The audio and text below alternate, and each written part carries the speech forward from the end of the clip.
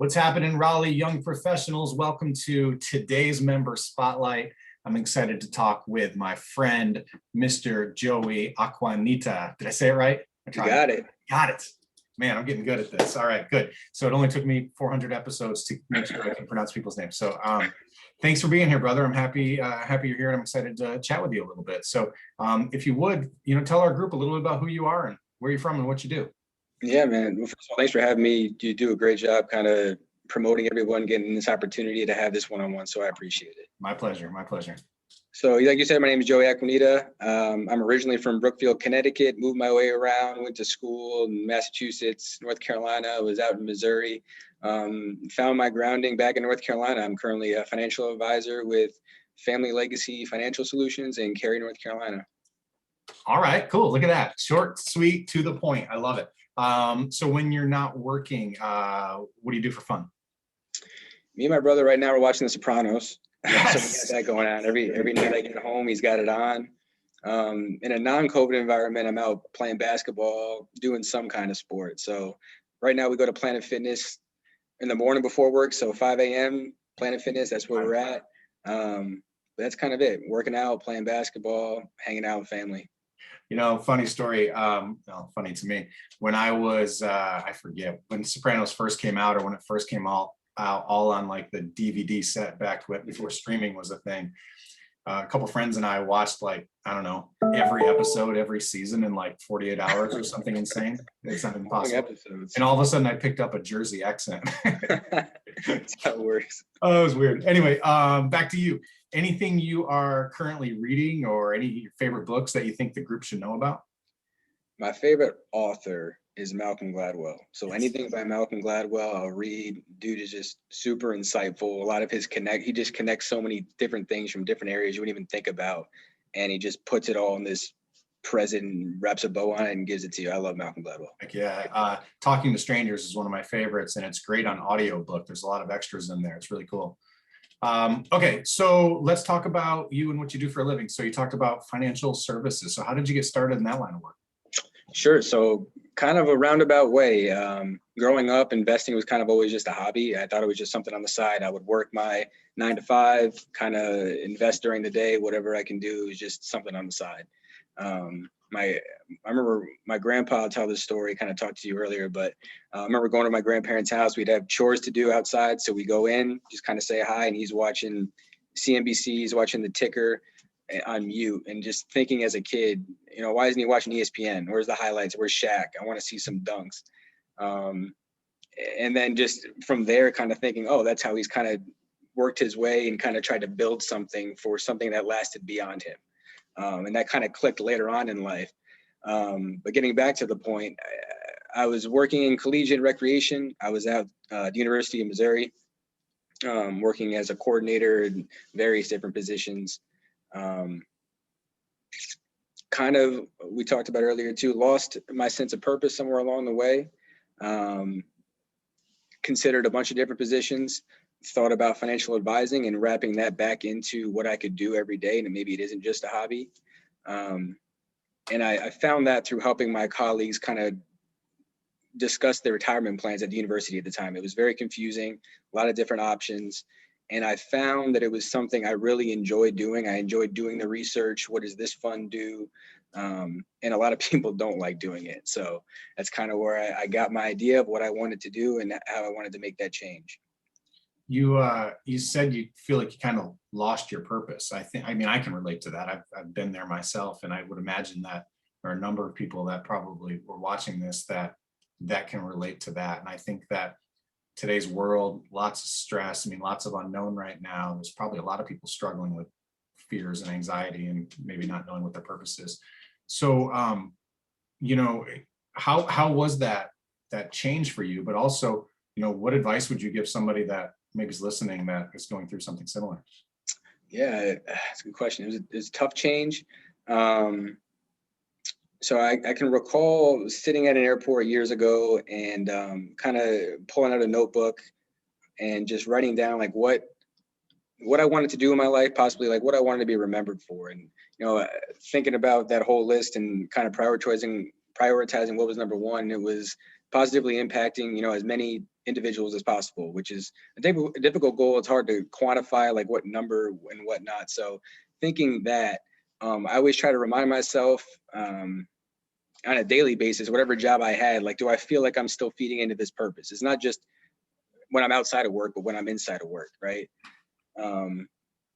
So in considering all that, somewhere along the lines, it just didn't cross. I felt I wasn't fulfilling that mission. I wasn't making decisions that were impacting people positively, and I needed to make a change.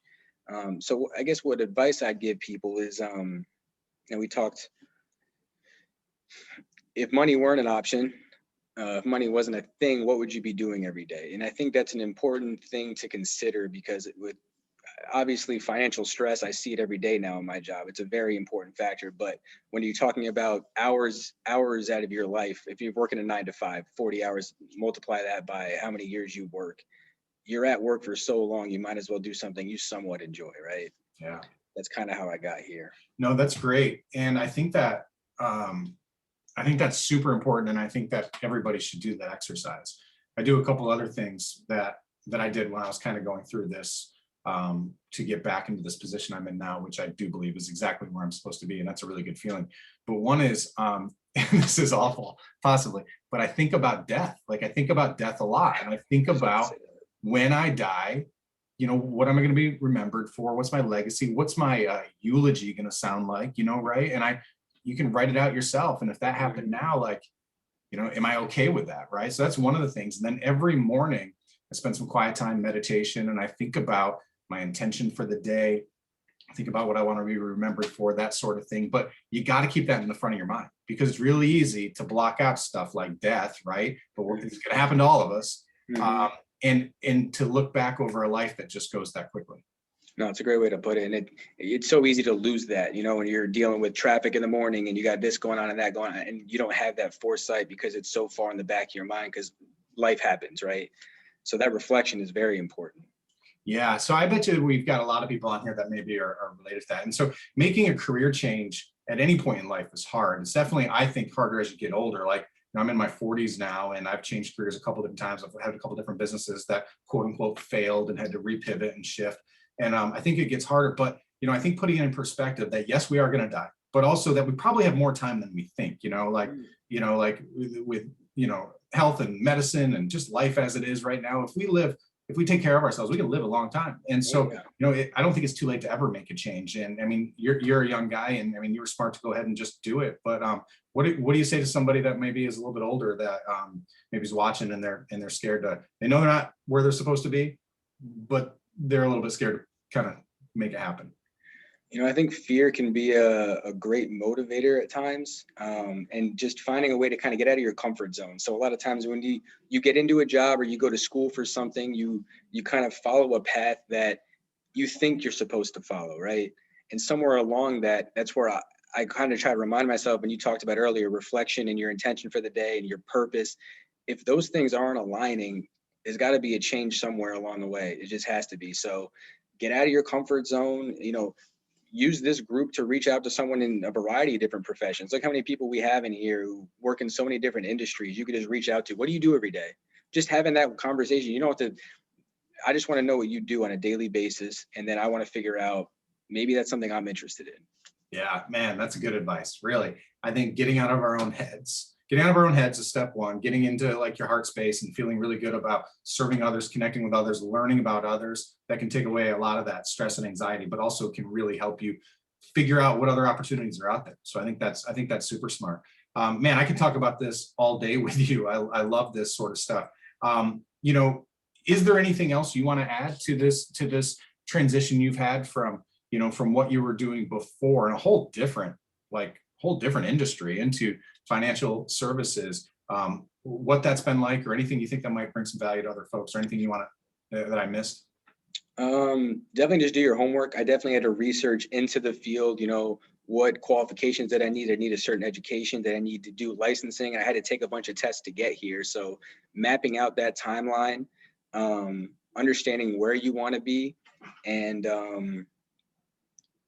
I'm very blessed to have family that, like, I'm living with my brother right now, and he's letting me stay with him where I'm trying to get back on my feet. So there's a lot of things I had to consider. I don't want to sound like my dad, say make that pros and cons list, but at times it can be very beneficial. But just know that if it were easy, everybody would do it. I hate to sound that cliche, but if it was it's not easy. There's a lot of pains. There's a lot of things that happen along the way that you did not anticipate that wasn't on that list, and just waking up every morning and getting after it and being gritty. I heard a quote once, and I hope I don't butcher it, but it was along the lines of, if you do what's easy, your life will be hard. But if you do what's hard, your life will be easy. That's a good one. That's a really good one. I think I made it up. Just give it to me. That was. I'm going to quote you, Chuck Belden quote. Came up with that one. Well, brother, I appreciate this conversation. Again, I could do this all the time. We'll have to do it again. Maybe get more deeper into what you actually do for work next time. But I really enjoyed this topic. Is there anybody within this networking group that you're really looking to connect with, or anybody that's watching this that you're like, you definitely gotta hit me up and let's grab a coffee or a round of golf or whatever? Just moving in the area. Anybody in this group, honestly. If you're thinking about a career change, you want to know about. I worked previously in college, recreation and athletics, but now I'm in finance. Any industry or along the lines of changing a career, questions you might have about it, I'd love to connect and just help out. Really, just any. That's kind of what this group is all about. So anything I can do to provide value. I love it. And is LinkedIn the best way to connect with you? Yeah, LinkedIn, great. I'm on it every day. My favorite social media. I love it, man. We're giving LinkedIn some props through these videos. That's for sure. All right, brother. Well, I appreciate your time. Thank you for being here. And Raleigh Young Professionals Network, thanks for checking out another member spotlight video. I'm excited to bring you more of these as we continue to grow and introduce you to more people in the group doing great things that I think you should know. So thanks again, and we will see you real soon.